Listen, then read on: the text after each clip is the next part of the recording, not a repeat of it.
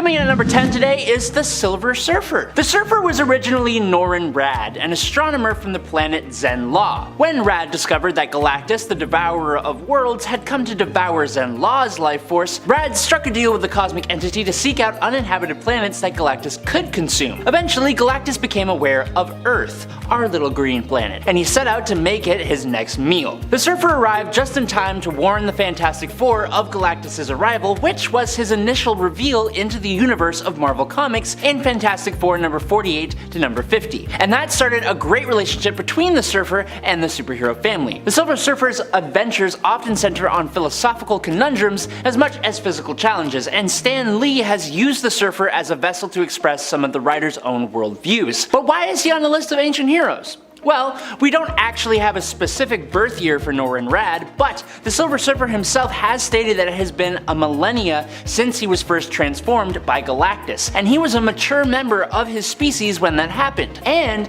that species is a long-lived one, so it's very safe to say that the Silver Surfer is quite old indeed. Number 9. Mystique. To some of us humans, hundreds of years ago feels just as ancient as millions of years ago. Maybe. The Marvel mutant known as Mystique, while you wouldn't think it, has stated that she was not born in the last century and that she's actually over 100 years old. Mystique has a very complex and unrevealed origin. Like, Marvel started by introducing her and have only given us brief moments where she has shown up in the timeline prior to that. So, this point is more so cobbling together various things she and others has said that point to her being quite freaking old. Mystique has been known to be with her wife, Destiny, by 1895, and she stated that, quote, "Solitude was my natural state for 100 years, which basically implies that she was born before 1800. In 1921, she met Logan in Kansas City and they all worked together in Scotland shortly before World War II, but in an early appearance in Uncanny X-Men number 170, Mystique dreamt that she was in the year 1783, which is specified as being 170 years before her birth. As the comic was published in 1983, this would make her 30 years old at the time of the story, but that has since been retconned. So as I said, it's a little convoluted. Despite the fact that it is unknown when exactly she was born, it can be assumed that Mystique was born in the month of September, because apparently her birthstone is a sapphire. Twinning. While she might not be as ancient as others on this list, she is still much older than you think and an incredibly hard mutant to bring down. Number 8. Black Adam. Okay, so there are two different main origin stories for Black Adam. In the pre-New 52 era of DC, circa 1200 BC, the wizard Shazam became a high priest to the pharaoh Ramses II of Egypt. This is where he met the young prince Teth Adam of Kahndaq. Teth Adam was Ramses' son. Teth Adam impressed the wizard with his fairness and decency, and boom, he was granted the power. But in the more recent continuity, Teth Adam was born in Egypt in the 26th century BCE along the banks of the Nile as part of the Kahndaqi tribe, and it didn't take too long for him to be forced into a life of unwilling servitude. His entire family lost their lives except for his nephew Amon. Amon would save Teth Adam's life, which got him the recognition of the wizard Shazam, who turned Amon into his champion. Amon shared this power with his uncle Teth Adam, but not seeing eye to eye on how to use the power, Black Adam took his own nephew off the board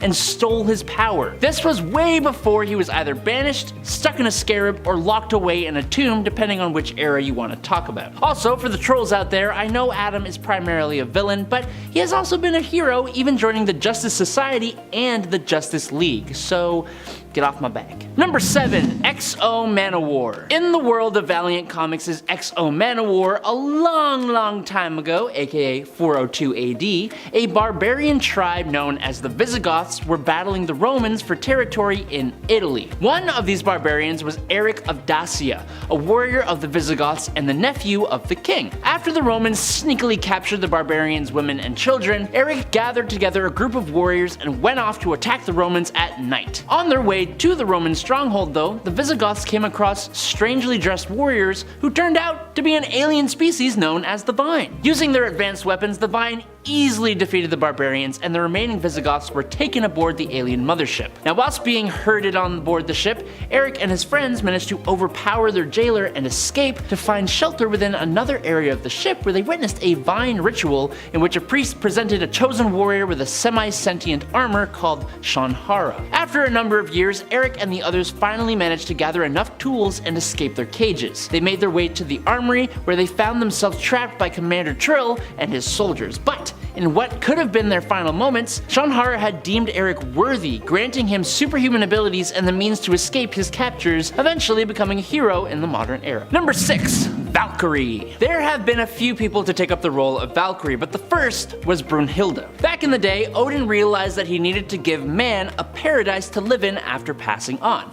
Thank you. Odin chose a princess named Brunhilde to be his Valkyrie, making her responsible for taking the souls of the warriors who perished in battle with honor and bringing them to Valhalla. Brunhilde led the rest of the Valkyrie as a group of warrior goddesses who would appear over the battlefields of mortal worshippers of the Asgardian gods and choose which of them were worthy to be taken to Valhalla. Brunhilde led this group for centuries. Like the other Asgardians, Brunhilde had godly powers, but she also possessed some Valkyrie-specific traits, like the ability to perceive and sense the coming of death on a person, the power to teleport to Asgard through willpower, and she was one of the most capable fighters the Asgardians had to offer outside of Thor and maybe a few others. Number 5. Gaia. Speaking of Thor though, last time we talked about Thor's papa, Odin, and for this list, I think we should talk about Thor's mama, Gaia. Gaia was one of the elder gods who materialized on Earth way before any life ever appeared here. Unfortunately, the rest of the gods, following the example of the serpent elder god Set, started consuming each other,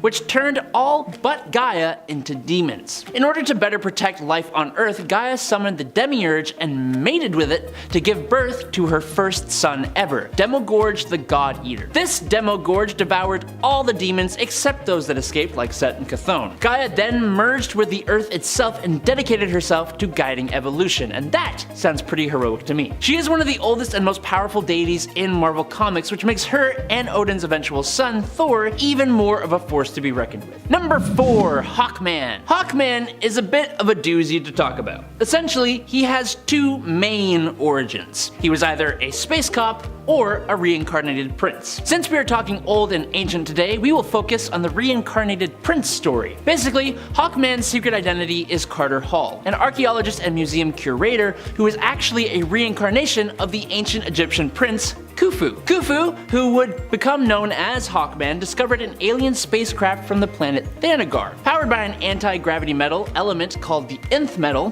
which transformed his soul and doomed him and his love to be reincarnated over and over and over again throughout time. Some of his incarnations include Brian Kent, the Silent Knight from 5th century Britain, Conrad von Grimm, the son of a blacksmith in 14th century Germany, Captain John Smith of the 16th century, Hannibal Hawks, the Nighthawk in the American Old West, Detective James Wright, a Pinkerton detective in the 20th century, and finally, Carter Hall himself. Number 3. Venom. Since we all know Venom as being an enemy of Spider-Man, it's easy to forget that he has been around for a much longer amount of time than the web slinger himself, at least in the fictional world. The symbiote that later became known as Venom was spawned at some point during the reign of the Dark Elder God Null, which is a long one, and there is no specific Earth year when this happened, so it's hard to say just how ancient this symbiote actually is, but we know he had a life long before encountering Spider-Man. Unfortunately, the symbiote's memories have all been altered or erased a whole whack of times. It has been said that Venom was the 998th of its lineage,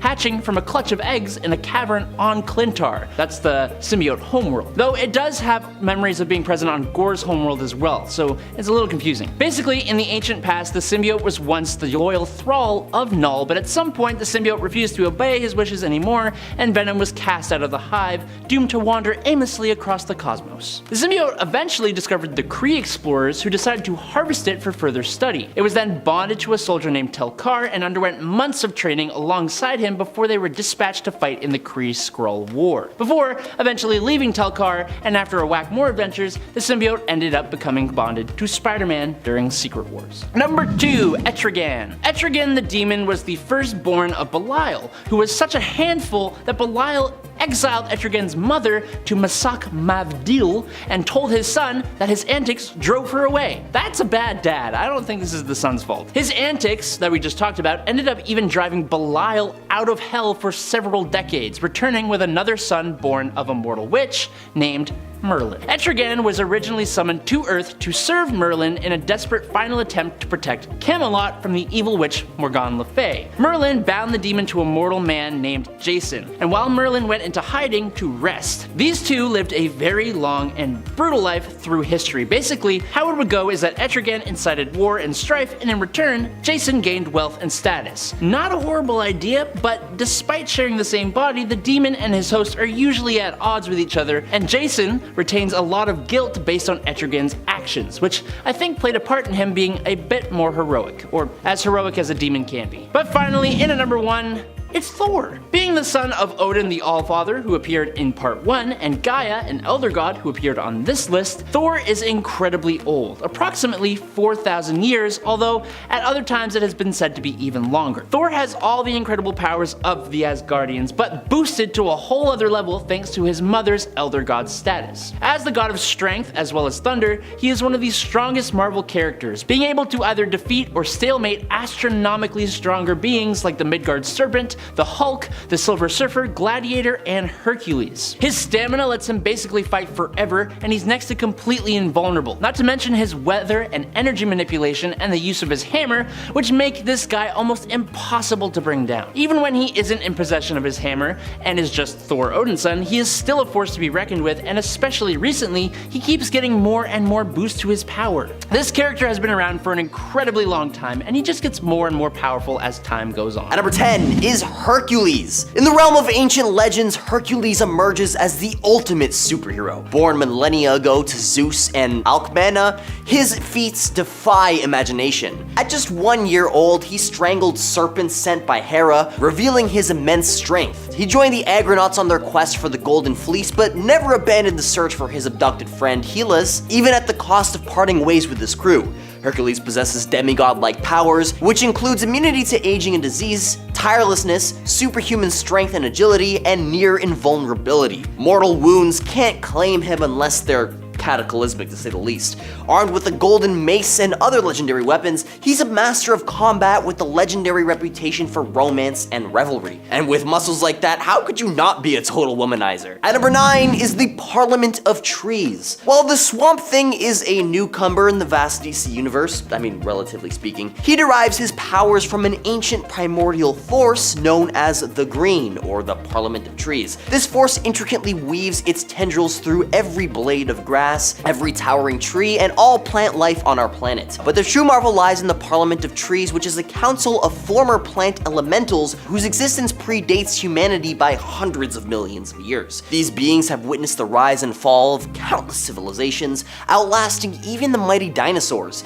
Today they join forces with the Swamp Thing, an earthly avatar, to safeguard the delicate balance of our environment. In this alliance, they prove themselves as ancient superheroes, guardians of a world far older than mankind itself. Number 8, Nabu. Dr. Fate is one of the most powerful magic users in DC Comics, but funnily enough, Dr. Fate is just a name used by the wearers of the Helmet of Fate, which was created by the powerful sorcerer Nabu. Nabu is actually billions of years old as one of the cosmic beings known as the Lords of Order. They came into being at the beginning of the universe and struggled with the Lords of Chaos for supremacy. The Lords of Order actually manifested themselves as the first sentient race in the universe, but it wasn't until 3500 BC, in Earth years, that one of the Lords of Order descended to Earth and became Nabu the Wise, an advisor to the pharaohs of ancient Egypt. In the New 52 continuity, he is a bit more human and credited as one of the first discoverers of magic, but regardless, after years and years and years serving pharaohs,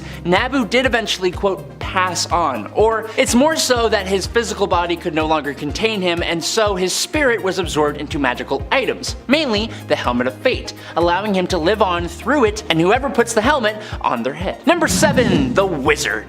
Mamaragan, or the Wizard, or just Shazam's origin story is deeply rooted in ancient mysticism and magic. He was an ancient wizard who once belonged to an order known as the Council of Eternity, sworn to safeguard the realms from supernatural threats. Thousands of years ago, during the days of ancient Egypt, Mamaragan was granted incredible magical powers tied to the 6 gods of Solomon, Hercules, Atlas, Zeus, Achilles, and Mercury. As the wielder of the magic word Shazam, Mamaragan could channel the combined abilities of the 6 figures, bestowing those powers upon a worthy champion. However, when his first champion, Teth Adam, aka Black Adam, fell to darkness, Mamaragan sealed the powers away for centuries. In the modern era, Mamaragan's essence endured, choosing the young Billy Batson as his new champion. When Billy utters the word Shazam, he transforms into the superhero Shazam, embodying the collective powers that Mamaragan once held. Mamaragan's origin story is a tapestry of ancient magic, responsibility, and the passing of the torch to a new generation of heroes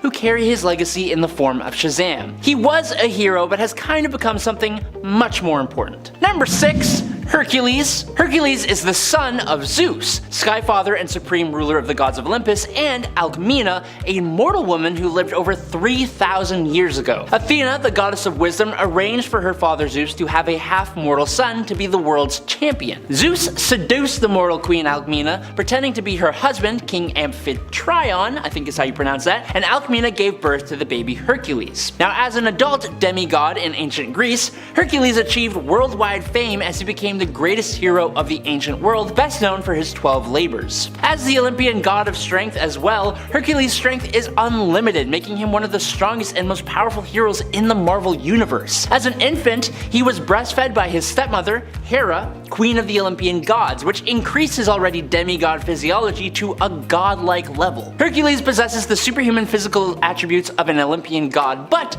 interestingly, some of his powers are superior to the vast majority of his own race. Most recently though, he is a member of the Guardians of the Galaxy, but he has also been a part of the Avengers, the God Squad, the Council of Godheads, the Mighty Avengers, the Secret Avengers, the Defenders, the Heroes for Hire, and of course, S.H.I.E.L.D. Number 5. Anthro. Created by Howard Post, Anthro is considered the first boy on Earth, existing in prehistoric times. He lived with his family during a period when the world was still in its primal stages. Anthro's curiosity and adaptability drove him to explore the challenges and mysteries of a world populated by both primitive creatures and nascent human tribes. Through his adventures, Anthro unwittingly played a significant role in shaping humanity's development and survival, often making use of his ingenuity and courage to overcome obstacles, while also being a part of some modern-age stories thanks to time travel. He's popped up in Crisis on Infinite Earths, Armageddon 2001, Zero Hour, Team 13, and Final Crisis, and he's even been to the Marvel Universe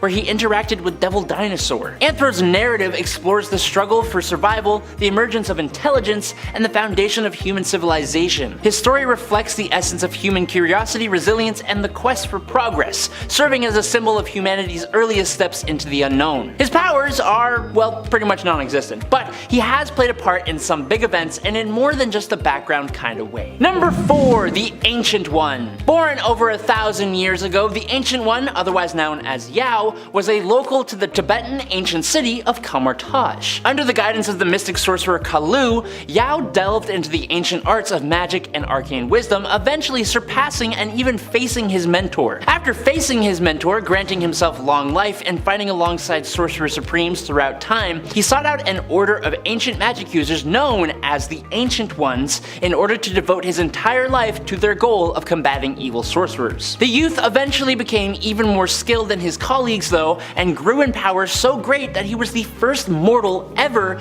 of Earth to meet with Eternity, the sentient embodiment of the universe, who presented him with the Amulet of Agamotto and charged him to become their Earth's Dimension's Sorcerer Supreme. After spending a ton ton of time trying to sculpt a successor and having multiple possible choices, Yao eventually passed on and left the Sorcerer Supreme mantle to Dr. Stephen Strange. Number 3. Eye Vampire. Vampires in DC Comics are practically indestructible and can regenerate any damage done by consuming blood. They have superhuman strength, speed, reflexes, stamina, can transform into bats, wolves, rats, and mist, and have enhanced senses and a bit of psychokinesis. But despite that, they do have some major weaknesses that pretty much everyone is aware of, with the big one being the frickin' sun, unless they can find a way to temporarily make themselves immune. But for Eye Vampire, otherwise known as Andrew Bennett, the former 16th century English nobleman in Queen Elizabeth's court, he has a peculiar ability to eventually automatically revive himself after he is sent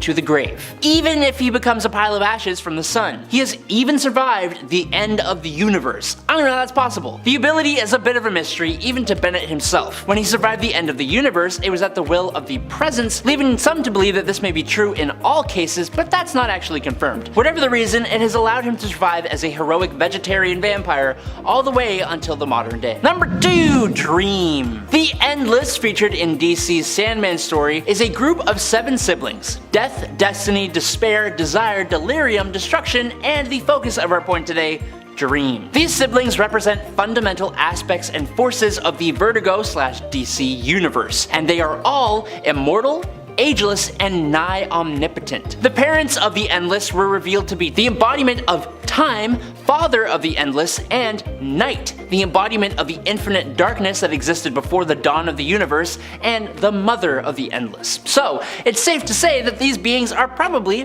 pretty ancient. Like 10 billion years ancient. They came from the beginning of the universe. As for Dream, or Morpheus, he isn't so much a superhero as we are used to, but he is an extremely powerful, reluctant hero, and his journey to that status from emotionless god to a being displaying very human-like emotions and characteristics is the fundamental story of the Sandman. Dream dwells in a realm called the Dreaming, from where he controlled the fundamental concept of fantasy and reality in the universe, as the line between the waking world and the dreams is quite thin. And in at number 1 today, it's Hippolyta. This queen's history begins thousands of years ago, around 1300 BC. The Greek pantheon held a meeting convened by the goddesses. They were discussing the creation of a race of humans that would champion their ideals. The male gods, including Zeus and Ares, did not seem interested in this, and Hera did not wish to go against her husband, so it was left to the other primary female Greek goddesses. They decided to travel into the underworld, where they came upon the Well of Souls, where the souls of all the women murdered by men's hatred were gathered together. The goddesses took these souls and went and dropped them into a lake in Greece. The souls mixed with the clay and the stone of the lake bed to form the Amazons, and the first one to emerge from the waters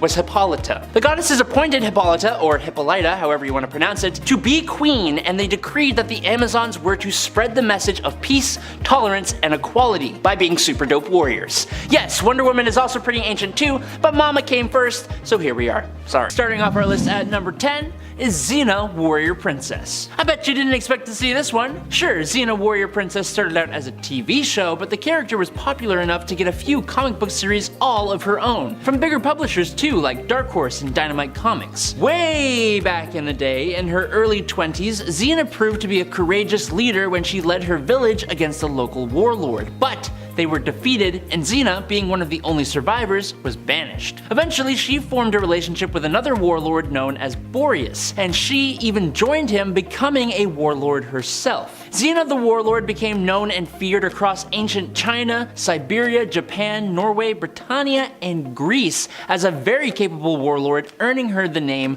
Warrior Princess, but also the name Destroyer of Nations. Luckily, this destroyer changed her ways and instead became a protector of the innocent, traveling with her companions all across the ancient world. Number 9. Hippolyta. This queen's history begins thousands of years ago. Around 1300 BC, the Greek pantheon held a meeting convened by the goddesses. They were discussing the creation of a race of humans that would champion their ideals. Now, the male gods, including Zeus and Ares, did not seem too interested, and Hera did not wish to go against her husband, so it was left to the other 5 primary Greek goddesses. They decided to travel into the underworld, where they came upon the Well of Souls, where the souls of all the women who were taken out by man's hatred were gathered. The goddesses took these souls and went and dropped them into a lake in Greece. The souls mixed with the clay and the stone of the lake bed to form the Amazons, and the first one to emerge from the waters was Hippolyta. The goddesses appointed Hippolyta to be queen, and they decreed that the Amazons were to spread the message of peace,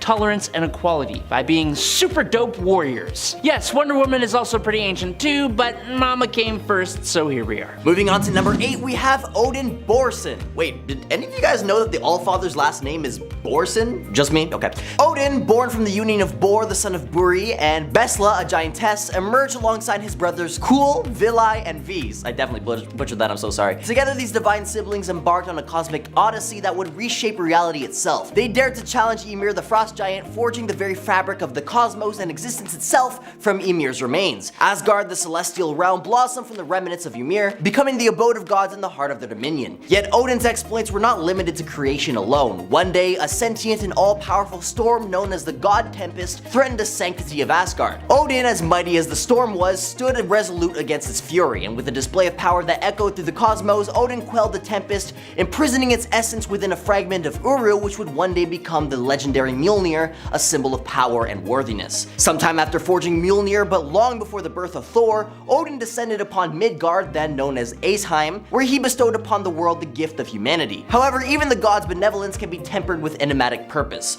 Bor, his father, was not entirely pleased with Odin's creation, casting upon humanity the mantle of suffering. As eons swept by, Odin's saga intertwined with the Stone Age. See, Mjolnir proved difficult to wield, leading Odin to forge an alliance with mystically empowered prehistoric humans. Together they united as the Stone Age Avengers, the guardians of Earth's fragile yet flourishing existence. Number 7, the Immortal. Due to an accident that happened approximately 3,000 years ago, the man who became Invincible's Immortal was exposed to an unknown anomaly that gave him superhuman abilities that put him almost on par with Viltrumites, making him one of 3 known beings in the universe that can make that claim. But outside of his incredible strength, speed, durability, stamina, and flight powers, the Immortal is, you guessed it, immortal, able to regenerate at an insanely fast rate, regrowing limbs and organs, not needing food, water, or oxygen to survive, and being immune to all poisons, toxins, venoms, viruses, bacteria, parasites, pathogens, and allergens. However, funnily enough, there is a way to, quote,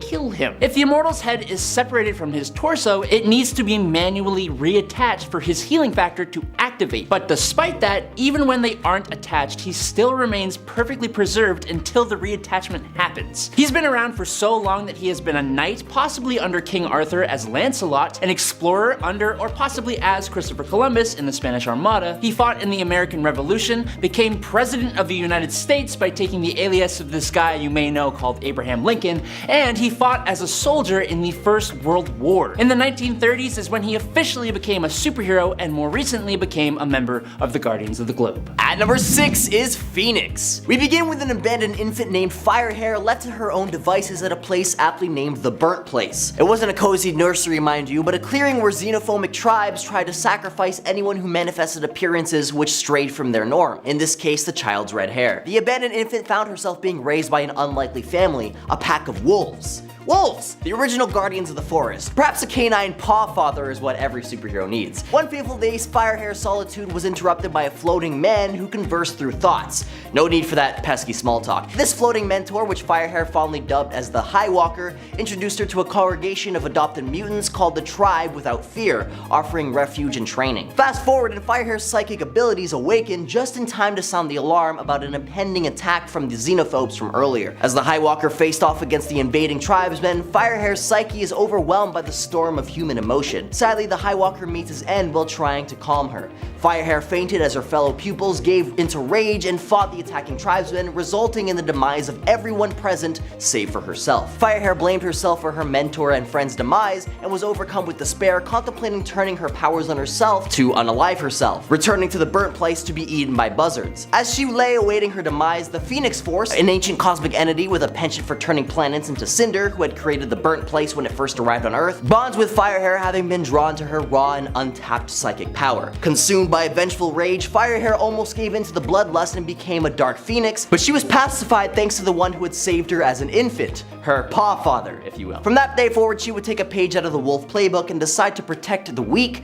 rather than lay waste to the universe. Realizing the threat that beings such as herself pose to the integrity of Earth, she began assembling a team of supernatural and mystically augmented heroes to protect the nation's humanity from both outside threats and themselves, and thus founding the Avengers of the Stone Age. Number 5. Exodus. Grand Duke Benny du Perry was a 12th century nobleman from medieval France in Marvel Comics. Does that count as ancient? I don't know anyone who's around then, so I'm taking it and running with it.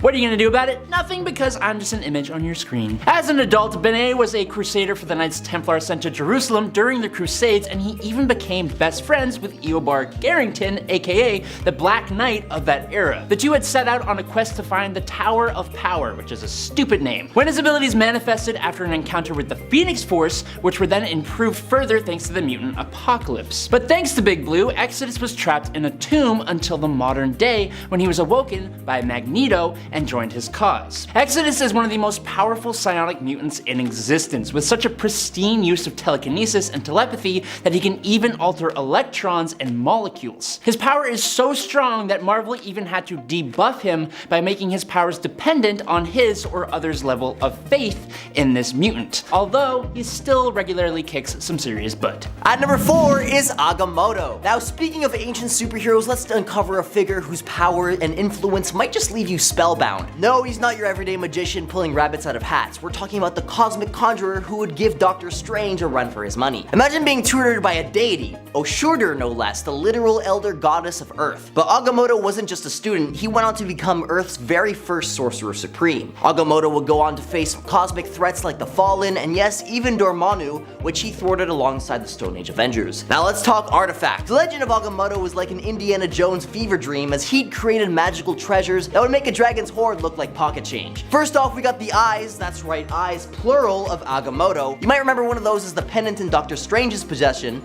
that guards the Time Stone. Well, Agamotto made not one, not two, but 3 of them bad boys. But their intended purpose wasn't meant to guard Infinity Stones or serve as reading glasses. These peepers could pierce through dimensions, unlocking knowledge that could make Google's search engine blush. Ever heard of the Book of Vishanti? Yup, that was Agamotto's brainchild too, an enchanted book that's like Wikipedia but for spells. Agamotto went from being a mere mortal sorcerer supreme to being a bona fide higher being, a principality. Essentially, imagine a being so magically advanced that you become a go-to power source for other sorcerers, sort of like being the neighborhood electrician for the mystical realm. So there you have it, Agamotto, the ancient superhero who wasn't just reading spells from a dusty book, he was writing them into that dusty book, shaping the very fabric of reality, defending Earth from cosmic threats, and leaving behind a trail of magical breadcrumbs for future sorcerers to follow. Number 3. Starbrand Vin. The Starbrand itself is an incredible source of power, proven by other people who have wielded it. The bearer of Earth 723's Starbrand used the power to create music that influenced human behavior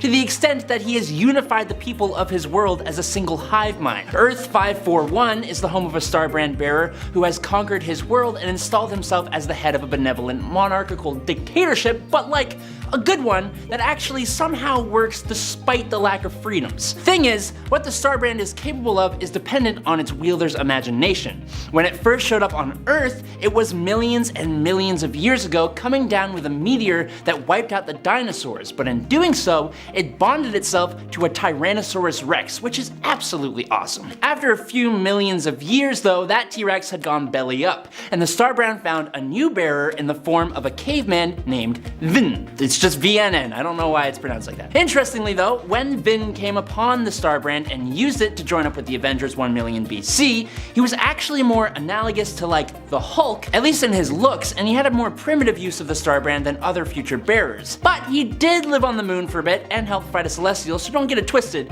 he did more than just punch stuff. At number 2 is the first Black Panther. Meet Mosi, a member of the Black Panther tribe in the legendary land of Wakanda. Now, he wasn't the first of his tribe to munch on the heart-shaped herb, but he was the first to survive the experience as he caught the attention of a powerful entity known as Bast, the Panther Spirit. And let me tell you folks, that wasn't your ordinary herbal experience. We're in ancient Wakanda after all, not modern Canada. With Bast's blessing, Mosi became the very first Black Panther. Talk about leveling up. It was around this time that Earth was dealing with some cosmic turbulence courtesy of a meteor from the Vega system. The rifts it opened up started inviting all sorts of extraterrestrial nasties like the Brood to the neighborhood. Not one to let his tribe become an all-you-can-eat buffet for these cosmic creeps, Mosi stepped in as Wakanda's defender-in-chief. And guess who else decided to crash the party? None other than Odin Borison, the Asgardian bigwig himself. Now Odin wasn't exactly known for tossing around compliments like confetti, but he had to admit he was pretty darn impressed with Mosi's moral moxie. And if that wasn't enough, get this, Mosi was the first person after Odin to ever lift Mjolnir, proving his worthiness during the first encounter with the rest of the Stone Age Avengers. Mosi and his crew sealed away a colossal celestial, saving the day like it was just another Wednesday. They faced off against cosmic villains like Mephisto and Shumagora, making your average supervillain seem about as threatening as a fluffy kitten. But alas, all good things must come to an end. Mosi met his match in a battle against the children of Laufey and Hive,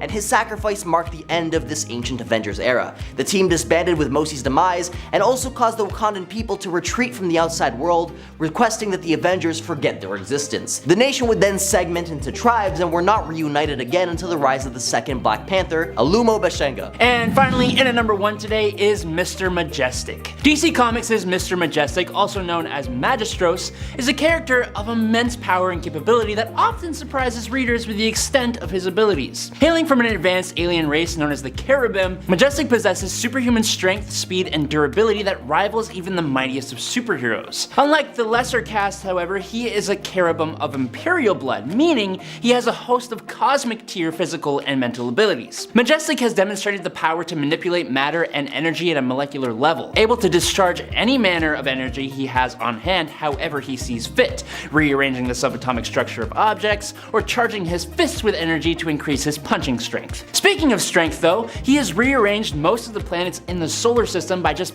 pushing them from his own power, and has crushed graphite into diamonds in order to pay for a meal, which those two things are very, very different. On top of all of that though, Majestic is basically Wildstorm's analog for Superman and shares a lot of the same abilities as the Man of Steel. And when interacting with the rest of the DC multiverse, he's considered to be an alternate Earth Superman. Oh, and he makes this list because, being a Cherubim, he is about 10,000 years old. At number 10, we have Ancient Ghost Rider. Ghost Rider on a freaking mammoth? Are you kidding me? Back when Earth was an untamed land inhabited by tribes of cavemen, the young boy who would become the first Ghost Rider was brilliant among his pack, but he kept this to himself, fearing isolation. One day, a strange man confronts the tribe, swiftly becoming the leader of their pack through violent means, and eventually revealing himself to be a Wendigo before devouring the entire tribe, save for the young boy. Before the Wendigo leaves, he names the boy Ghost and challenges the boy to find him. With everyone he'd ever known gone, Ghost ventures beyond his cave, deciding that if the stranger could survive out there in the world,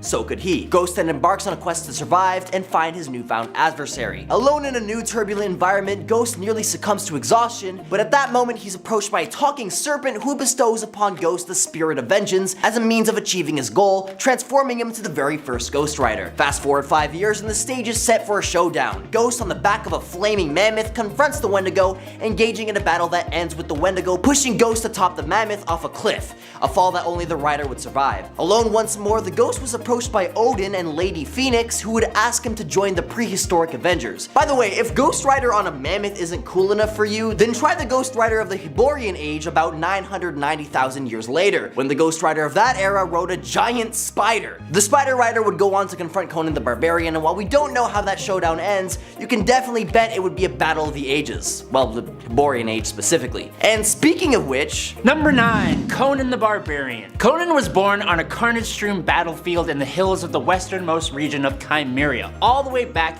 in the Hyborian Age, aka around 13 to 10,000 BC. The fact that Conan was born on a battlefield was considered to be an omen that Conan would grow up to be a great warrior one day. And Conan was one of the most accomplished swordsmen of the Hyborian Age. He has unusually high strength, agility, and speed for a human. He has lifted immense objects or enemies, even using his bare hands to bring down a raging bull when he was still relatively young. It's said that he has the strength equivalent of 10 to 20 men. More often than not though, Conan relies upon his lightning fast reflexes in combat situations, and they've very rarely failed him. On top of that, he has a massive level of durability, and through years of dealing with sorcerers, magicians, and witches, he has even developed a moderate level of resistance to magic and mind control spells. Conan is a master warrior. He has a hardy survival instinct, is a master of stealth, and is multilingual. While primarily known as a wandering sellsword, Conan Conan progressively became a master tactician, leading entire armies into battle, and eventually Conan even became king of Aquilonia, wherever that is, and also eventually a hero interacting with the heroes of the modern day. At number 8 is Beowulf. Beowulf is a legendary Geatish king who stands as an enduring ancient superhero. His reign spanned 50 years before a dragon, harboring secrets of the Holy Grail, brought his end. James Allison speculated that his heroic tales, including the dragon battle, were imprinted in our collective memory from a past life encounter with a mysterious worm. By the way, if you're wondering, James Allison is some dude whose power is to see his past incarnations. Anyways, these stories were later transformed into an epic poem, albeit with artistic embellishments, solidifying Beowulf's place among legendary heroes. But according to Marvel Comics, Beowulf actually survived his duel against the dragon and somehow managed to live into the modern age when Beowulf resurfaced as an immortal warrior, engaging in a friendly rivalry with Theseus. He even joined a coalition of warriors led by Hercules to confront new gods seeking to overthrow the old pantheon. Beowulf's timeless saga reminds us that some heroes remain eternally captivating. At number 7 is Naboo the Wise, recommended by Rodney Lindsay 849. Thank you very much for commenting this suggestion. Naboo the Wise is an ancient cosmic entity which arrived on Earth eons ago, aligning with the Lords of Order to combat universal chaos.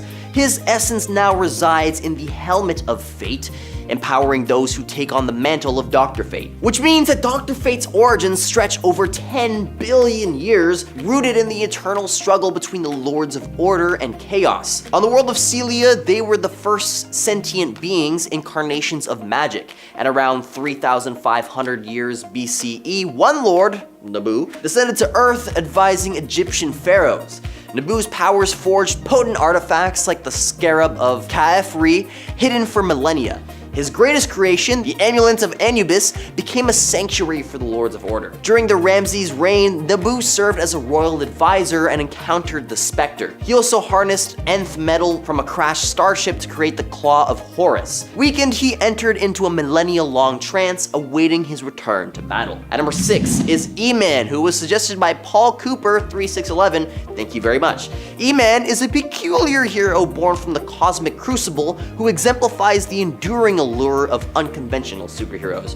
Created during a bygone era of comics, he pulsates with a distinct charm. You see, E-Man is born out of pure energy, and as E-Man traversed galaxies, absorbing wisdom from the cosmos, eventually he landed on Earth, where he embraced the guise of Alex Tron, with his insignia being a nod to Einstein's famed equation. In a twist of fate, E-Man met Nova Kane, a dancer and scholar who'd soon join him as a radiant partner. Together they faced cosmic threats with powers that defied physics. Energy blast, shapeshifting, guys, the imagination was unbound here. Yet Nova's powers are ebbed and flowed, a testament to their ever-changing narrative. Their adventures weren't complete without Teddy Q, a koala with surprising intellect. Now, although this comic series was short-lived, E-Man has been touted as one of the funniest superheroes of all time. Am I the only one who wants a reboot, but this time with an E-girl at the helm?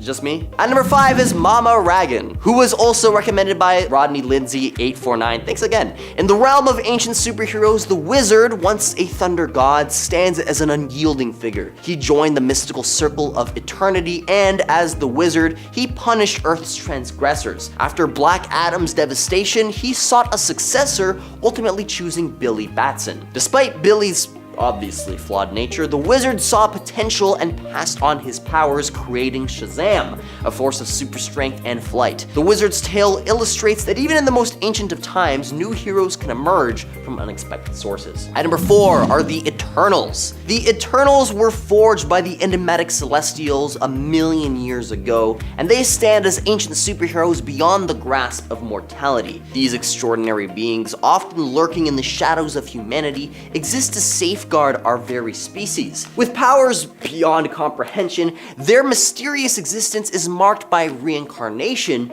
emerging anew after each demise. Following grueling civil wars, the Eternals chose a path of harmony and self-improvement, exemplified by their ability to converge into the formidable Unimind. This collective consciousness showcased their immense potential when united. Spanning epochs, they constructed magnificent cities, including Olympia, their current haven. A peculiar connection with the Olympian gods once saw them as Earth's divine representatives, forging an extraordinary alliance. Yet, turmoil always plagued them, eventually leading to madness and self-destruction. Now resurrected and slowly finding their way back to tranquility, these ancient superheroes persevere to this day. And number 3 is Martian Manhunter.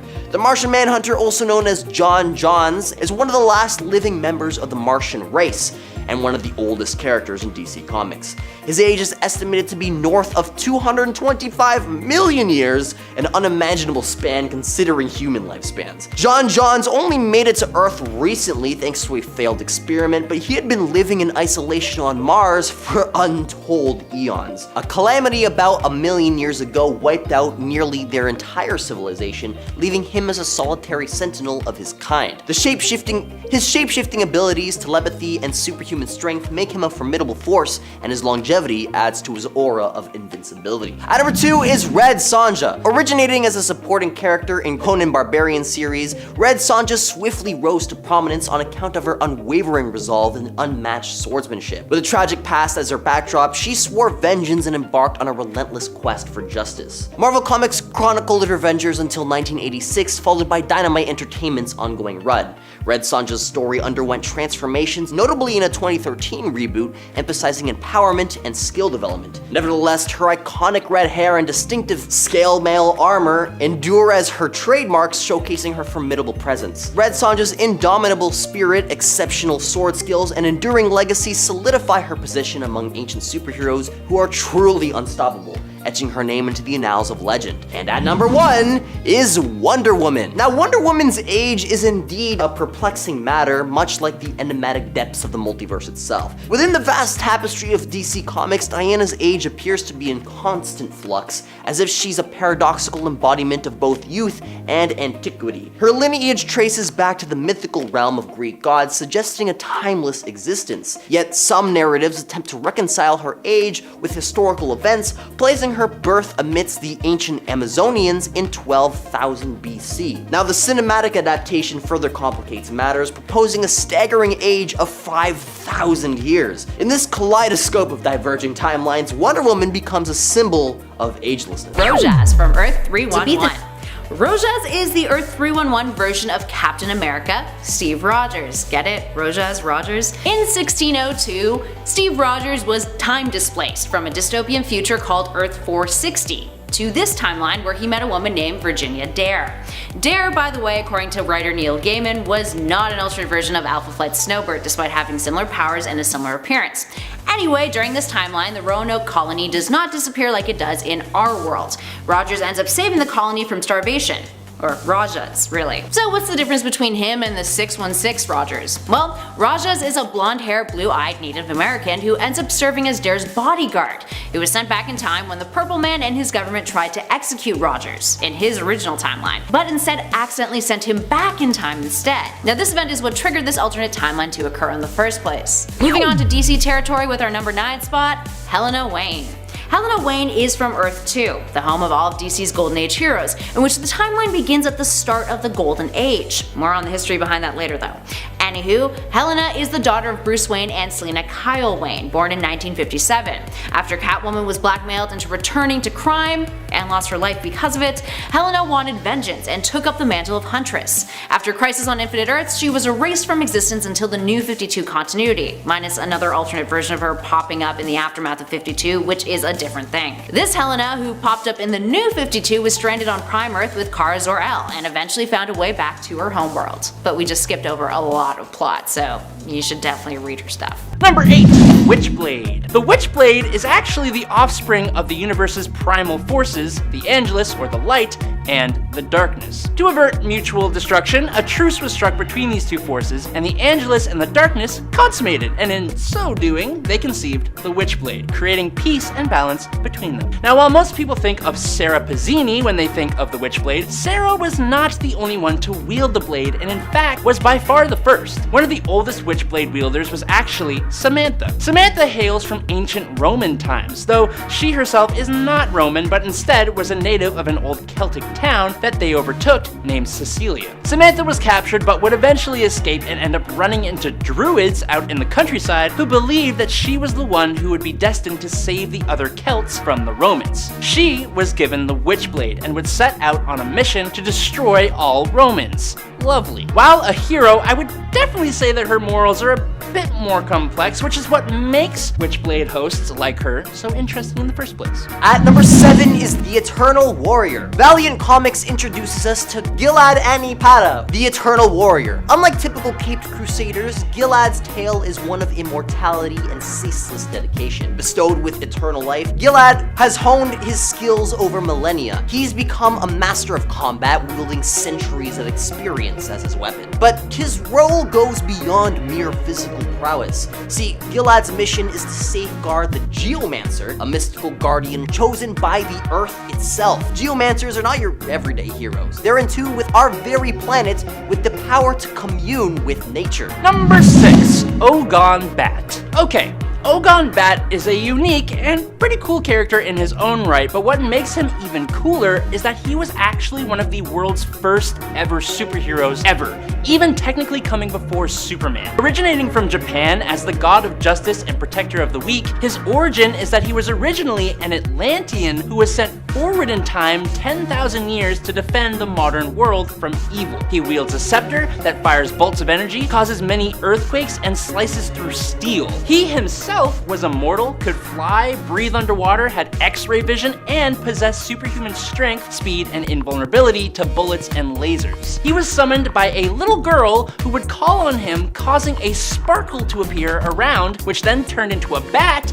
and then turned into the hero when it found its enemy. While he initially started as a comic, he also has a TV show that appeared in several different countries around the world. And I think he looks really cool. Number 5 is Arion. Arion is a figure often overshadowed by the more celebrated heroes of our time. Born to the cosmic forces of good and strife, Arion emerged as a lord of order, a manifestation of righteousness incarnate. His twin brother, Garn Danuth, embodied chaos, setting the stage for an eternal struggle between order and disorder. But it was Arion who shone the brightest in the annals of Atlantis, a prominent sorcerer king and scientist, a true polymath of his era. He stood as a beacon of hope, a paragon of virtue, and the very first hero of Atlantis. Yet beyond Atlantis, his legacy extends to the Amazons, etching his name into the tapestry of time as a hero unparalleled in ancient lore. Number 4, Anthro. Created by Howard Post, Anthro is considered the first boy on Earth, existing in prehistoric times. He lived with his family during a period when the world was still in its primal stages. Anthro's curiosity and adaptability drove him to explore the challenges and mysteries of a world populated by both primitive creatures and nascent human tribes. Through his adventures, Anthro unwittingly played a significant role in shaping humanity's development and survival, often making use of his ingenuity and courage to overcome obstacles, while also being part of some modern-day stories thanks to time travel. He has popped up in Crisis on Infinite Earths, Armageddon 2001,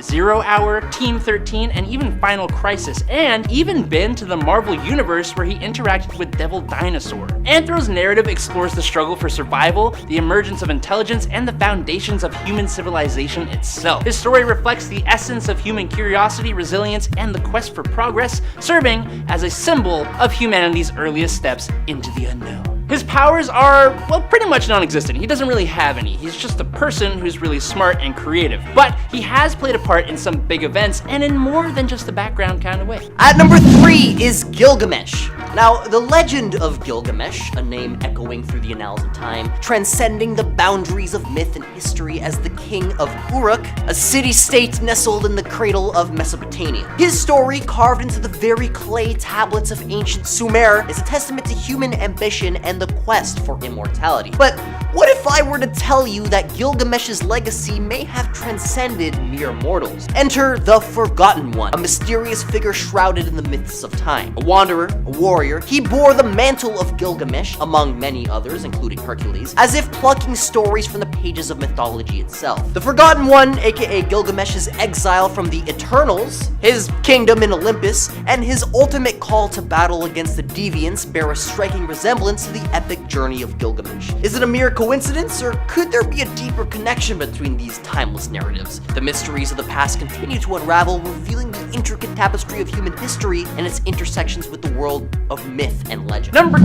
Etrigan. Etrigan the demon was the firstborn of Belial, who was such a handful that Belial exiled Etrigan's mother to Masak Mabdil and told his son that his antics drove her away. That's rough. His antics ended up even driving Belial out of hell for several decades, returning with another son born of a mortal witch named Merlin. Etrigan was originally summoned to Earth to serve Merlin in a desperate final attempt to protect Camelot from the evil witch Morgana Le Fay. Merlin bound the demon to a mortal peasant named Jason, while Merlin went into hiding to rest, and these two lived a very long and brutal life together throughout history. Basically, how it would go is that Etrigan incited war and strife, and in return, Jason gained wealth and status. Not a horrible idea for some people. Despite sharing the same body though, the demon and his host are usually at odds with each other, and Jason Blood retains a lot of guilt based on Etrigan's demonic actions, which I think played a part in him being a bit more heroic, or as heroic as a demon can be, I guess. And at number 1 is Beowulf, a legendary Gadish king who truly embodies an ancient superhero who defies the test of time. His 50-year reign was marked by epic battles, but it was the confrontation with the dragon guarding the Holy Grail's secrets that ultimately sealed his fate. Intriguingly, James Allison, a character with the ability to recall past incarnations, speculated that these heroic exploits might be embedded in our collective memory, hinting at a deeper connection between myth and reality. If you're wondering who that dude is, it's just some guy who can see past lives, no big deal. Anyways, Marvel Comics added a unique twist to Beowulf's tale, suggesting that he survived his dragon battle and re-emerged as an immortal warrior in the modern age. This reincarnated hero engaged in friendly rivalries with figures like Theseus and joined forces with Hercules to confront new gods. Beowulf's timeless narrative serves as a testament to the enduring appeal of ancient superheroes, reminding us that their legends continue to captivate, transcending generations and even reality itself. Number 10, Daredevil. No, not that Daredevil. This Daredevil is Bart Hill, who witnessed his father's murder before the killer branded him with a hot iron, making him mute with shock. He learned to become an expert boomerang thrower and became a costumed crime fighter. He was later rendered unmute with no explanation, and honestly isn't that interesting. He actually appeared after Superman, but fell into the public domain and has therefore been used by several different publishers, although they often change his name to avoid conflicts with the Marvel legal team. Number 9, Miss Fury. First appearing in 1941 in newspaper strips published by Bell Syndicate, Marla Drake was a wealthy socialite who was attending a party when she discovered that another woman was wearing the same outfit as her. In order to prevent embarrassment, she changed into a ceremonial panther skin outfit that her uncle had taken from Africa and willed to her. The suit of course granted her superpowers, which she used to fight crime and achieve a level of cultural appropriation most white people can only dream of. Talk about my culture is not a costume. Her powers are basic acrobatic, climbing, and fighting powers, and she was known for using her claws and whip against her enemies. She actually didn't use the suit very often, as her manservant, a Brazilian albino Indian named Albino Joe, Jesus Christ. Well, he warned her that every favor that was gained through black magic would result with 2 misfortunes. Her comic strip appearances were later compiled by the company that would one day become Marvel, Timely Comics. This has made the rights to her a little hard to follow, as she is considered canon to the Marvel universe, but also has appeared in comics published by both Malibu and Dynamite Comics. What makes her notable is that Miss Fury was the first female superhero to actually be created by a woman. Alright, that's all of the characters who you could argue were part of the Golden Age. From here on out, all of the entries were created before Superman first appeared in June 1938. And at 8, Stardust the Super Wizard. However, this is a case of a superhero forgotten in the past, so another use for the term from the past. Stardust the Super Wizard is a fictional superhero from the Golden Age of comics who originally appeared in American comic books published by Fox Feature Syndicate, and first appeared in Fantastic Comics #1 in 1939.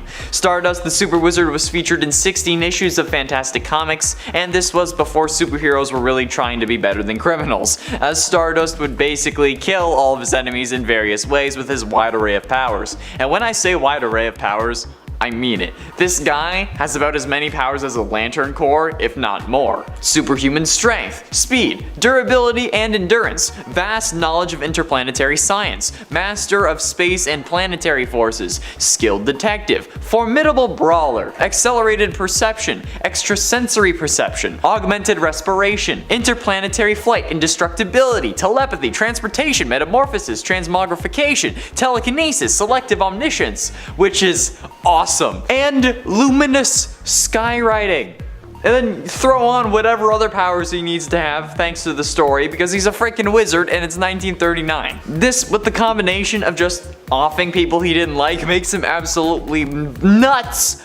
But I love it. And at 7, Dark Knights of Steel. Coming in November of this year, Dark Knights of Steel will basically be DC meets Game of Thrones. The series is written by Tom Taylor and takes place in a medieval fantasy world, where a spaceship crash lands from a doomed planet. So not only will the Dark Knight be here, but so will Superman and Wonder Woman, along with Harley Quinn, Black Lightning, and more. Tom Taylor told Entertainment Weekly, quote, "I've spent the last 2 years creating a new epic fantasy universe for DC Comics, and Dark Knights of Steel is an absolute dream come true. Despite being the writer of the DC horror series Deceased, I am actually a huge fantasy fan, combining two of my favorite things, DC superheroes and high fantasy.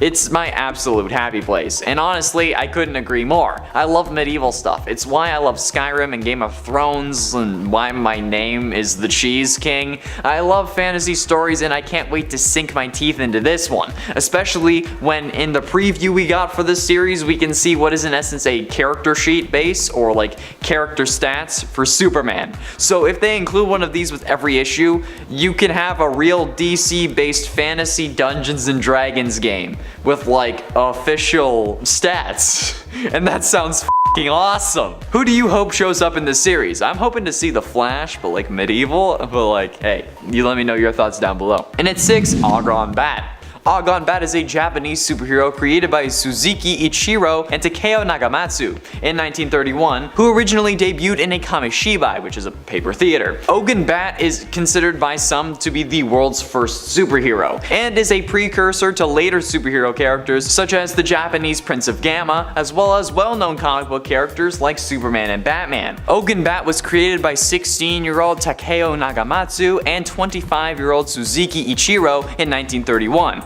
And the two were inspired by drawings of mythological characters in Tokyo's Unio Royale Museum to create a new hero based on science rather than mythology. Argon Bat is a being from ancient Atlantis who was sent forward in time 10,000 years to battle evil forces threatening the present day. He has a golden skull-shaped head, wears a green and white swashbuckler outfit with a high-collared red cape, and carries a rapier. His superpowers include superhuman strength, invulnerability, and the ability to fly. Plus, I mean, he was sent 10,000 years in the future, so if that's not the past, then I don't know what is. Halfway through, and at number 5, Danny Phantom. Young Danny Fenton, he was just 14 when his parents built a very strange machine. It was designed to view a world unseen, that realm being the ghost dimension, aptly named the Ghost Zone. When it didn't quite work, his folks, they just quit. Then Danny took a look inside of it. There was a great big flash and everything just changed. His molecules got all rearranged. And then this 14-year-old kid gained the ability to transform into a human or into a ghost. Danny Phantom is one of my all-time favorite cartoons, and it helped to shape me into who I am today. So, of course, I'm going to include it as a superhero from the past, because he's from my past, okay?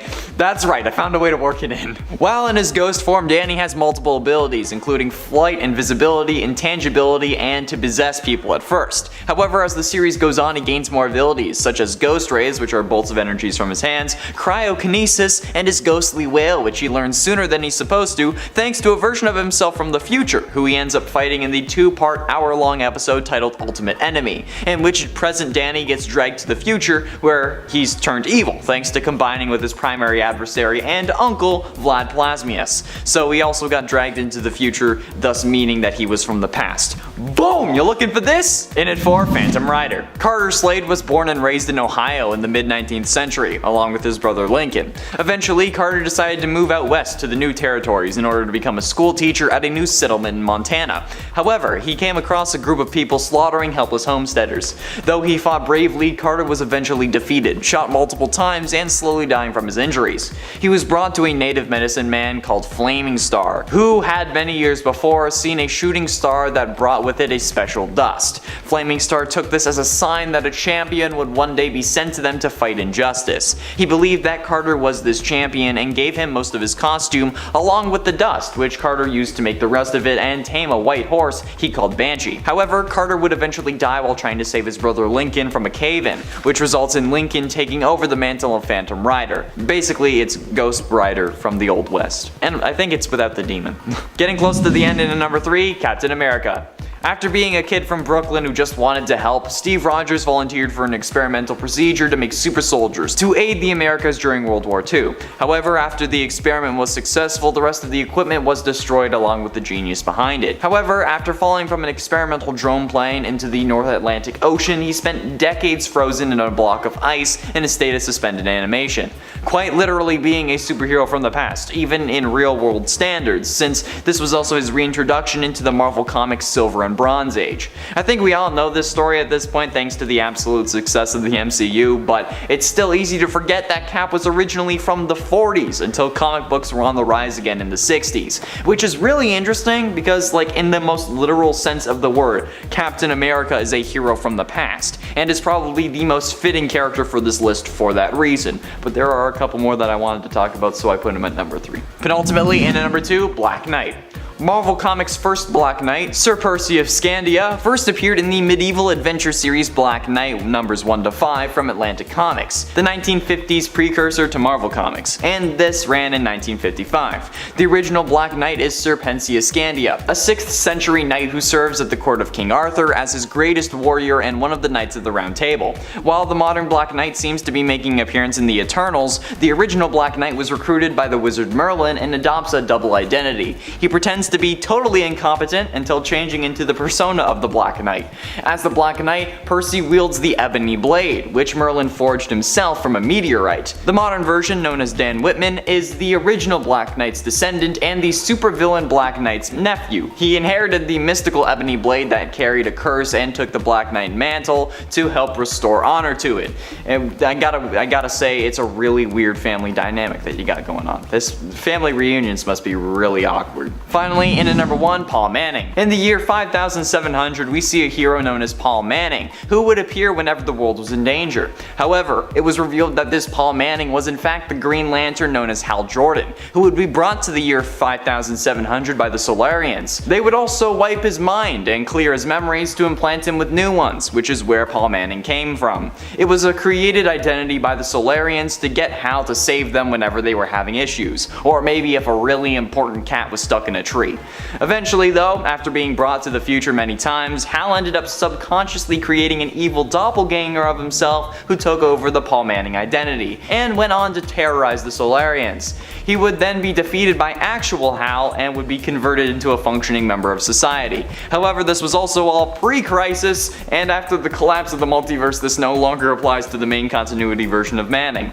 But it's still pretty interesting nonetheless. Like, imagine being pulled into the future and not even knowing it. By that logic, any of us could be from any point in the past, and we just wouldn't know. And at 10, Tony Stark. Wilson Fisk's men attempted to kill Anthony Stark in order to silence his drunken singing, forcing Sheriff Rogers to intervene and save his life. Tony Stark later donned the suit of battle armor to save the life of Red Wolf. However, this suit looks more like a train than a battle mech suit, and in all honesty, it's the perfect combination of these two things. First appearing in 1872 number 1 from 2015, this version of the Iron Man armor is one that I want to see someone cosplay because holy damn, this look is based off the original Iron Man suit, and like, you know, the one Tony Stark built in a cave with a pile of scraps. Yeah, it's that one, but make it dark steampunk, basically. But by steampunk, I also mean steam engine. Well, combustion engine. I don't know much about trains. You know the train that Marty and Doc used to get the DeLorean up to 85 and then back to 1985 and Back to the Future Part 3? Yeah, that, but an Iron Man suit. I feel like the Tony from 1972 was the one who made that train fly and time travel. I feel like he was the one that Doc went to. In 9, Gazer Beam. Simon J. Palladino, also known as Gazer Beam, is a minor character in The Incredibles. He only briefly appears in the film alive, but his disappearance and death really is what sets the events of the movie into motion. Gazer Beam was a member of the superhero team known as the Fantasmics, but conflicts with Everseer led him to leave the team, and he soon joined with the Thrilling Three as their new leader upon the death of Dynaguy, which he also later left. He appeared alive at the wedding of Elastigirl and Mr. Incredible, but during the superhero ban, Gazer Beam was an activist for superhuman rights, wanting the ban on supers to be revoked. 15 years later, he would be one of the most recent victims of the Omnidroid, with Bob having noticed his disappearance becoming a story in the newspaper. His final act before dying though was to use his powers to carve Kronos on the cave wall in which he was hiding, in the hopes that someone would discover it and put an end to Syndrome's evil schemes. An act that was really what made the Incredibles able to stop Syndrome's scheme and save the day, since without it Bob wouldn't really have learned what the mission was. And yes, I used a character from the Incredibles on this list because he was a superhero in the past. Deal with it. Up next, number 8, David Banner from Earth 311. David Banner, as you probably guessed, is the alternate version of Bruce Banner. And he was an advisor of King James when he took over as king in 1602. Banner was an advocate of eradicating witch breeds basically being the mutants of 1602, and was even sent out to kill Queen Elizabeth's old advisor, Sir Nicholas Fury, at the Roanoke colony. Now during the process, he was exposed to energies that transformed him into a large grey monster, which is the 1602 equivalent of the Hulk. He had become the very thing he despised and was forced to rethink his loyalties. Later on, he ended up returning to England and was sentenced to death to be burnt alive at the stake. But Banner transformed into his angrier half and killed King James, taking on the deceased king's armies too, which eventually caused the king's castle to burn down. Hulk would escape the country, residing in China, where he sought to amend his wrongs by joining up with a Buddhist monastery. But you can't take the hero out of superhero, friends, because what did Banner do while he was there? He killed a dragon that was terrorizing the people, one that had murdered the previous emperor of China. And by slaying that dragon, Banner was declared the new emperor. And at number 7, Carlos Javier from Earth 311. Carlos Javier is, you guessed it, Charles Xavier. Except this Xavier has a very different origin story. He's a Spaniard living in 1602 England, and similar to his 616 counterpart, he runs his own school. But this one is called the College for the Sons of Gentlefolk. It's actually a haven for those who are considered witchbreed, aka mutants like we mentioned earlier. How very time appropriate of a name. Much like the regular Xavier, he has psychic powers, and his students include a slew of alternates from the X-Men roster, including Roberto Trifus, which is Iceman, Scotius Summerisle, Cyclops, Hal McCoy, Beast, Werner, Angel, and John Gray, who's actually a young woman with psychic powers hiding her true identity in order to be a part of the team, who is obviously an alternate for Jean Grey, and her psychic powers are much stronger than her mentor. Later on, Javier would appear outside of the 1602 story arc in Secret Wars when the remains of Earth 311 became part of Doctor Doom's Battle World. It was renamed as King James's England. King James was actually found out to be a witch breed though, and Carlos took over, becoming King Charles I. And at number 6, Sir Nicholas Fury from Earth 311. This version of Nick Fury is exactly how you'd imagine Elizabethan Fury to be. He is an advisor to the Queen and an intelligencer to Queen Elizabeth. He's still missing one eye. And he got his position by excelling on the battlefield, causing him to be knighted and eventually working his way up to the high position he held at the beginning of the 1602 story. After the Queen's untimely death, Fury became a fugitive after betraying King James. He took his witchbreed prisoners to sea, claiming that he was going to kill them, but instead left with them to the New World, after helping them invade Latveria. Speaking of Fury, let's look at his apprentice, Peter Parquag. Peter Parquag is an alternate of Peter Parker from Earth 311, and he's also Sir Nicholas Fury's assistant and apprentice. Later known as the Spider, this version of Peter was raised by his Scottish uncle Benjamin until Fury showed up at his door. Fury, who had known Peter's parents before they died, wanted Peter to enter into his service, causing Peter to change his last name from Parker to Parquag in order to hide his Scottish origins. The English weren't fans of the Scottish at this time. His adventures as an adult saw him taking on 1602 versions of some of Spider-Man's most famous foes, including Kingspin, Bullseye, and Baron Octavius. Wonder who they are. He even fell for this world's alternate of Mary Jane, an actress at the Globe Theatre named Marion Watson. Unfortunately, he would meet his demise when Moreland showed up during a performance at the Globe and overpowered him, staking him to one of the Globe's support beams, and also crashing the theater down. Peter was killed, and Moreland stole his life essence before disappearing to another dimension. Moving on to number 4, we have Alan Scott from DC, Earth 2. Alan Scott is the Green Lantern of Earth 2 and had a very very different origin story than the Silver Age Hal Jordan Green Lantern. After a railroad accident occurs, Alan begins to hear a voice coming from one of the train's lanterns, and he gets a ring from said lantern that he needs to recharge via the lantern every 24 hours. After Crisis on Infinite Earths, Alan ended up being merged into New Earth, where his origins were retconned slightly. And then, after 52, it was revealed that he had died a long time ago and was succeeded by his daughter Jade. But then of course the New 52 happened and a brand new reboot. And Scott returned with a brand new backstory that riffed off of his history. This time around though, Scott was gay. And his story started with him being on vacation with his boyfriend Sam, who he planned to propose to. But before he could, the train they were on crashes, and a mysterious green flame protects Scott and heals his wounds. Sam doesn't survive.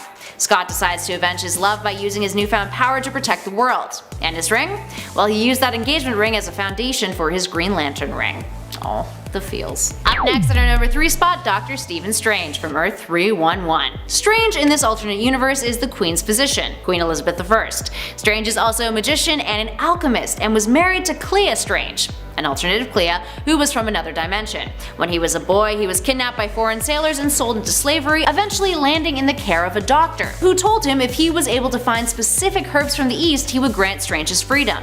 This is where he learned of magic and saved Clea, eventually marrying her. He returned to England and found himself aiding Queen Elizabeth I, who then made him her personal physician. Strange believed that their world was coming to an end and confided in Nick Fury. Eventually, his scheming with Fury was outed, and so was the plan to go behind the Crown's back to prevent catastrophe from occurring. When King James took over, he imprisoned Strange for treason and beheaded him. Clea would return his head to the Roanoke colony, fulfilling the promise she made to Strange, asking the heroes to bury his head with the rest of his body there before she departed back to her home dimension. And at number 2, Power Girl. Kora Zor-El first appeared in All-Star Comics issue 587 in 1976. She is Superman's cousin, but from an alternate universe, being Earth 2 of course. Finding herself stranded in the main DC universe after a cosmic crisis on her homeworld, she ended up working alongside Superman and her alternate self, Supergirl. In comparison to her counterpart, she is much more mature and level-headed, and more aggressive in combat. Unlike some of the other Earth 2 heroes on our list though, she had a really odd retcon experience after Crisis, resulting in her origins being changed so that she was actually the granddaughter of an Atlantean sorcerer. Clearly people weren't into it, so that was retconned. And during the 2005-2006 Infinite Crisis story arc, she was returned to being a refugee of Krypton from Earth 2. Thankfully. And last but not least, in our number 1 spot, we have Jay Garrick. Jay Garrick, the Flash, lands the top spot on our list not just because he's a Golden Age hero who resides on DC's Earth 2, or because he's a complete distinct other version of the Flash from an alternate timeline. Really, it's because he was the pivotal Earth 2 character to bridge the gap between DC's multiverse with Barry Allen, and essentially helped create the multiverse, or a shared universe as it was called then, by appearing in the Flash issue 123 and its storyline Flash of Two Worlds. Earth 2 was created to explain the differences between the Golden Age and the Silver Age, in which heroes had begun their crime-fighting careers at the beginning of the Golden Age and the dawn of World War II. They would reside there, yet they could appear in stories with the current iteration of heroes and not mess up the continuity. Anywho, Jay Garrick got his speedster powers in a different way. As a college student, he accidentally inhaled something called hard, or heavy as it was retconned, water vapors, after falling asleep in his lab where he had been smoking, of course. It's so very Golden Age. He awakens to discover that he has superhuman speed and ends up using his football jersey and his father's helmet from World War II to make himself a costume. He was also one of the founding members of the Justice Society of America, who was the predecessor to the Justice League. Garrick would fall into obscurity though, replaced by the new, more science fiction based Barry Allen Flash, until that fateful story in Flash issue 123, which changed the fabric of the DC universe forever. Number 10, Medieval Spawn.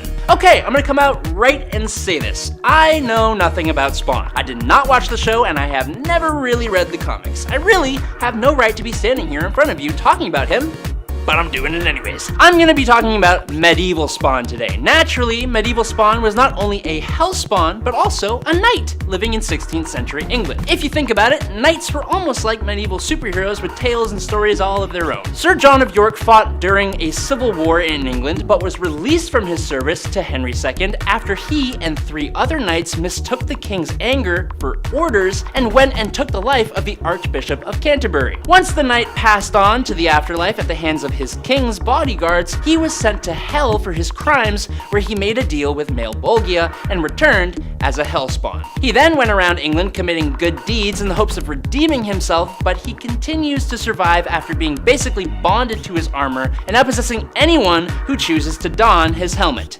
I should probably start reading Spawn, it actually sounds kinda cool.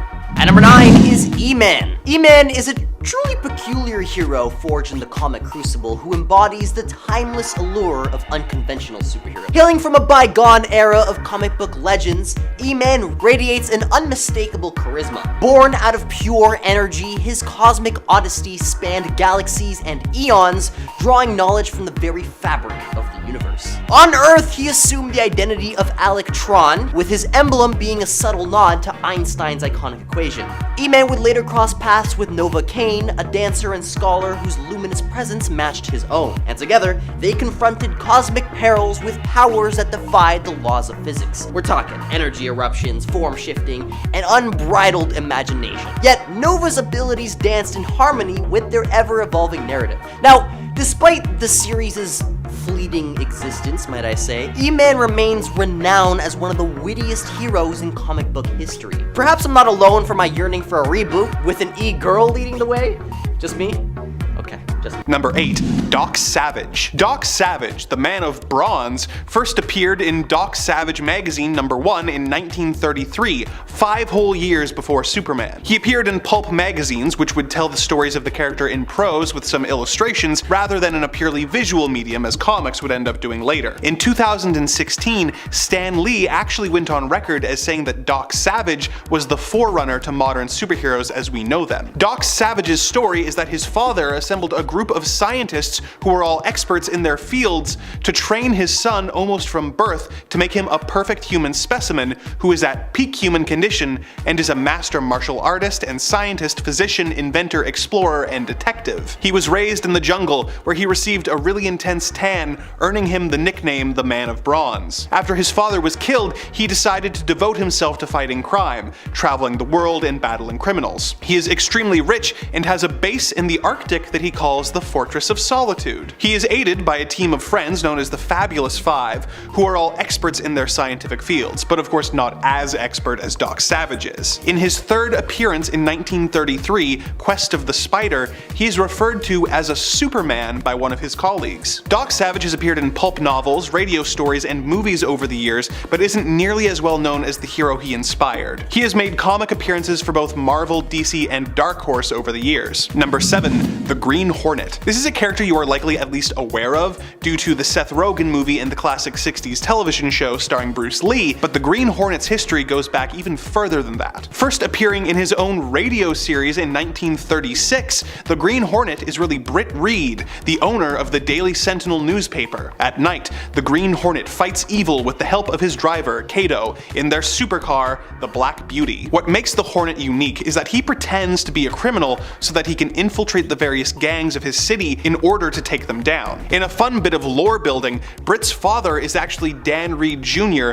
the nephew of the Lone Ranger. The Green Hornet made the jump from radio to the big screen in 1940, appearing in 2 serials, The Green Hornet and The Green Hornet Strikes Again. He appeared from time to time in his own comic book series, which adapted his radio stories, but his most iconic appearance was in the 1966 television show, which starred Van Williams as the Hornet and Bruce Lee as Kato. The show was made by the same team who made the 60s Batman show, but employed a more serious tone than the campy Batman show. It lasted for 1 season, but has managed to stay in the public consciousness, being the main inspiration for the 2011 film. The license for Green Hornet comics is currently with Dynamite Comics, who have taken him back to his Depression-era roots. If you want to familiarize yourself with the Hornet's sting, might I recommend Chuck Wagner's Green Hornet Year 1. Number 6. The Shadow. Who knows what evil lurks in the hearts of men? The Shadow knows! First created in 1930, The Shadow was originally the narrator of the Detective Story Hour radio program, which was created to help boost the sales of Detective Story magazine. People began asking the newsstand vendors for that Shadow Detective magazine, and the publishers decided to develop an actual character for the narrator and give him his own pulp magazine series. series, The Shadow magazine, which by 1937 received its own radio series. There was some inconsistencies between the character in the radio program and magazine appearances, so we'll go with the more well-known version of the story. The Shadow is a man who has traveled the world and learned how to cloud men's minds and become invisible, hiding in the shadows to attack criminals. He has taken over the life of a wealthy playboy named Lamont Cranston, whose identity he uses to fund his exploits and gather intel from his friend, the police commissioner. If this sounds kinda Batman-y to you, then you would be right, as the Shadow was a major influence on Batman's modus operandi. In fact, the Shadow story, Partners of Peril, was lifted almost verbatim by Bob Kane when he wrote the first Batman story featured in Detective Comics number 27. Both feature the hero investigating a series of murders of a group of businessmen who own a chemical syndicate together. Both feature the hero getting trapped under a glass dome that fills with gas that they then plug with a handkerchief, proving once again that Bob Kane was a talentless hack who would have never been remembered if it weren't for Bill Finger. The Shadow has appeared in pulp magazines and radio dramas and films over the years. His most recent feature film was in 1994, starring Alec Baldwin as the title character. It's actually pretty underrated. The character is currently licensed to Dynamite Comics and has a pretty extensive catalog of appearances available for readers. Number 5. The Phantom. The Phantom first appeared in comic strips in 1936 in the fictional African country of Bangala after a castaway whose ship was attacked by pirates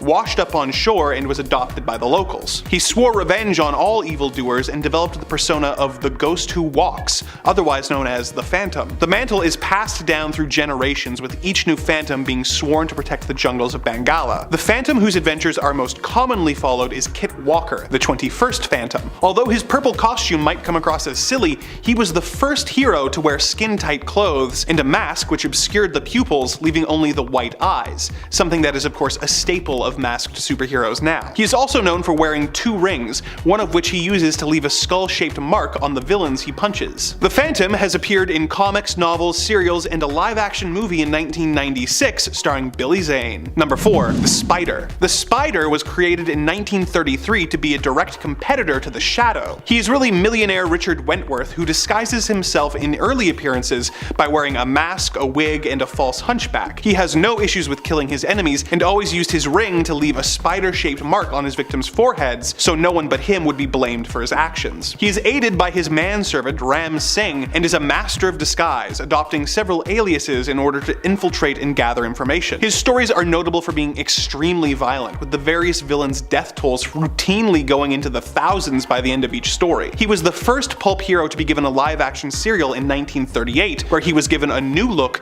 that featured a red spiderweb, which helped to distinguish him from the Shadow. In the years since his pulp novel appearances, the Spider has been featured in comic book series published by Eclipse Comics, Moonstone Books, and Dynamite Entertainment, who adopted Spider's serial costume to the page for the character. Number 3. Black Bat. There are actually 2 Black Bats. The first, from 1933, who was a roaming detective who left bat-themed calling cards, and the more popular one from 1939, who debuted around the same time as Batman. Anthony Quinn was a district attorney until one day in court someone threw a vial of acid in his face, which disfigured and blinded him.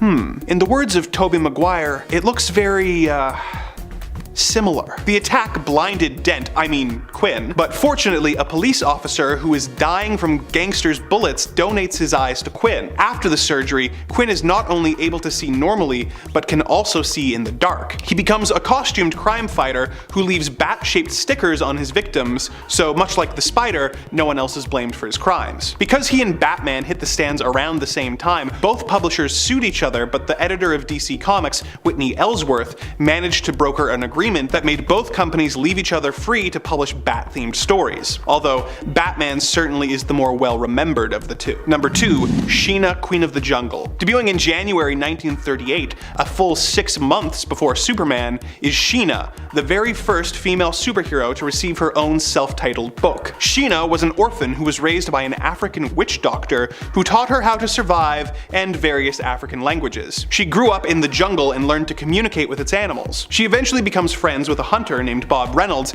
and the two protect the jungle from giants, dinosaurs, cults, vampire apes, and everything else under the sun. Sheena was co-created by Jerry Iger and comics legend Will Eisner, and appeared in comics and pulp novels and received her own TV series in 1955 and 2000, and a live-action film titled simply Sheena in 1984. She is also the inspiration for both Tina Turner's stage persona and the Ramones song Sheena is a Punk Rocker. Like many of the pre-Golden Age heroes on this list, she is currently licensed to Dynamite Entertainment, who released new comics about this classic hero. Number 1. Mandrake the Magician. First appearing in newspaper strips in 1934, several historians credit Mandrake, not the Man of Steel, as being the first comic book superhero. He is a stage magician who uses hypnotic gestures to make people see illusions, which he of course also uses to help him fight crime. He has the power to teleport, shapeshift, levitate, and to become invisible. His hat and wand possess great magic and were passed down to him by his father, Theron. He fights both criminals and supernatural threats, aliens, and figures from other dimensions. He's like Zatanna and Doctor Strange rolled into one. Mandrake appeared in comic strips until 2013, but never really had his own comic books, aside from reprints and a few miniseries,